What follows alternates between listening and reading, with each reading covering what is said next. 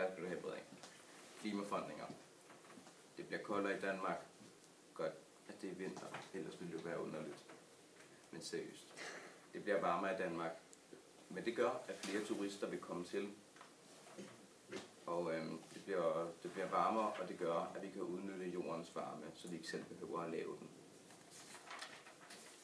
Færre dør af kulde. På verdensplan er det ifølge Bjørn Lomberg flere, der dør af kulde end varme.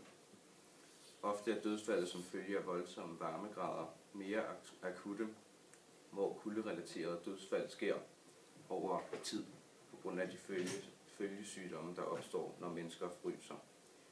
De stigende temperaturer vil betyde flere hedebølger, men færre vil dø af kulderelaterede sygdomme. Det vil i 2050 blive reddet godt 1,4 millioner mennesker om året som følge af de høje temperaturer.